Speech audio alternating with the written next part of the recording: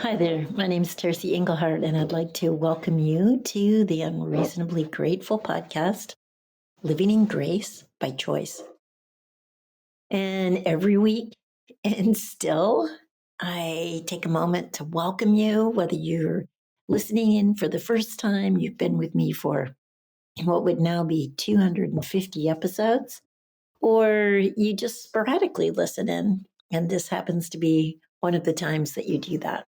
Wherever you are in your journey, wherever you are and participating with this podcast, I just want to welcome you. Thank you for being here.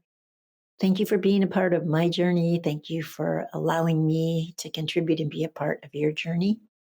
And it is a journey. We're on this journey that it has its ups, it has its downs, and it keeps on going. It doesn't matter how long you've been in recovery, if that's what you call your journey, or if maybe you call it healing, maybe you call it remembering who you really are.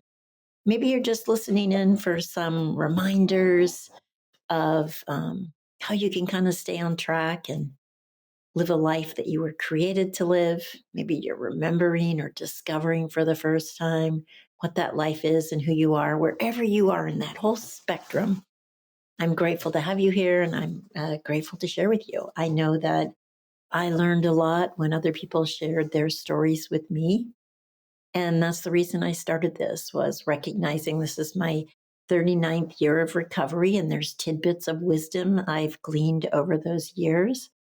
And I share so that perhaps you might hear something that benefits you. You might hear something that frees you up a little bit and allows you to move in a new way or see something new about yourself. Maybe it helps you forgive yourself or someone else, or love yourself or someone else. Just take the next step in your own process. And if so, I'm grateful for that. On Tuesdays, I offer morning sessions where I sit, I listen, I reflect back to you what I hear, what I see. And experience has told me over the time, the years that I've been doing this, that I always see a bigger, brighter vision of you than the one you see. Most of us have some kind of dimmed or a diminished view of ourselves. And so it's nice to have somebody share with us what they see. And quite frankly, most of us don't have those people in our lives. And so I'm privileged and honored to be able to be that person. And if you're something you're interested in, or you're sorting through something, and you want someone to listen, just sign up under Work Together on tercesenglehart.com and schedule it. And I'll look forward to getting to know you a little bit better. Okay, so this episode is actually going to be released on December 15th. I think it's the 15th. They come out every Sunday. And I know we're heading into Christmas. For those of you who celebrate Christmas, I do. And this year I'm participating in a series called 25. It's 25 days of Advent. And there's a prayer and music and a scripture reading. And I'm actually really enjoying it. And it got me thinking about the topic of this particular episode, which is prayer and recovery. So, first of all, let's just look at, how do we define prayer? I personally think prayer might be as simple as help. Help might be the shortest and the simplest prayer that we could ever pray. So, if you think about that, who's listening? Whose help are you seeking? And yeah, and yet all of us in our lifetime, I believe, at one time or another will call out for help. And usually it's when we're kind of in a place where we feel helpless.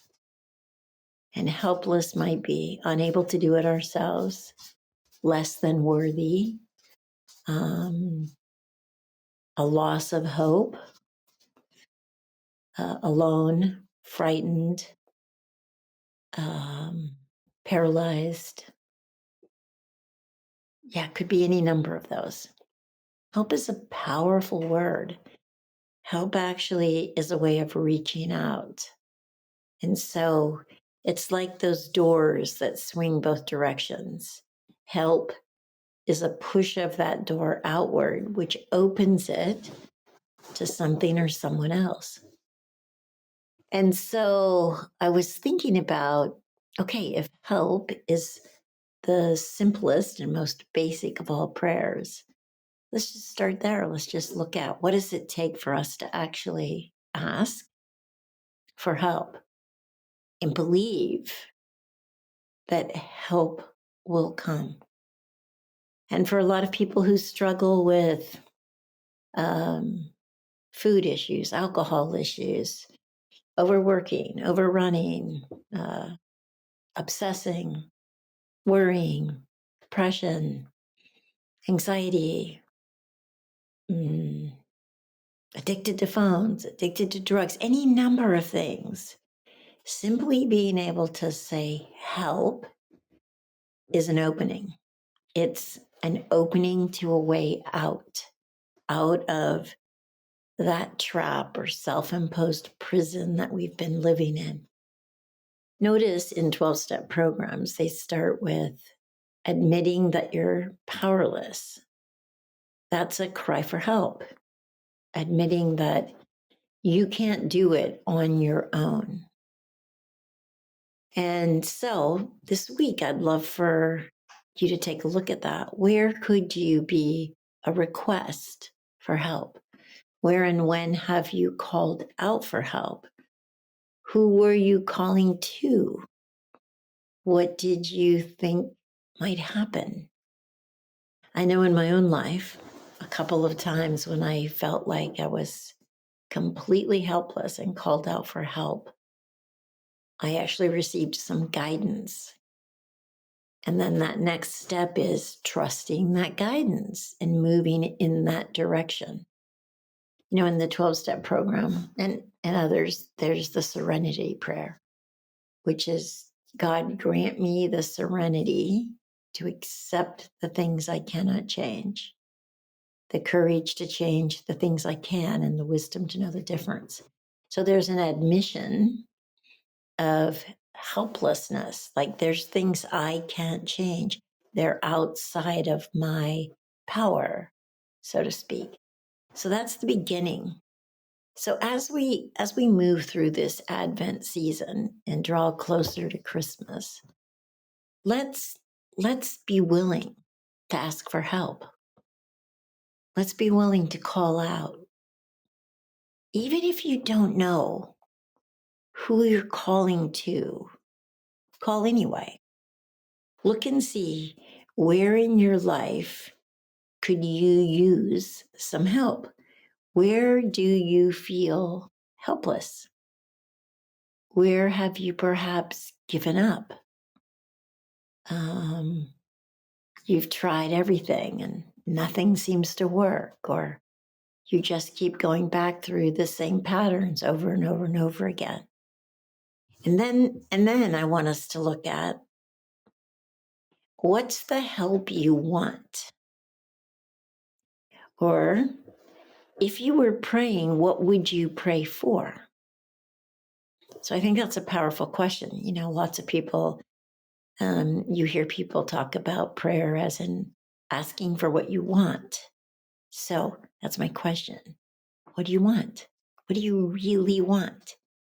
If you get beyond the superficial, if you get beyond what might be gained and then lost, what is it that you really want?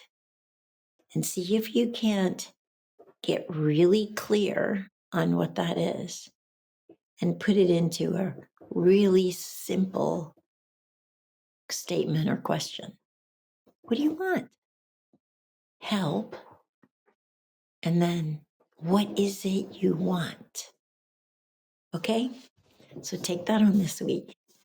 And I'll be here next week. And I look forward to seeing you then. And you can always share with me what you've discovered by writing to Terces at tercesengelhart.com. And I can't wait to hear. Have a beautiful, beautiful week, and I'll see you next week.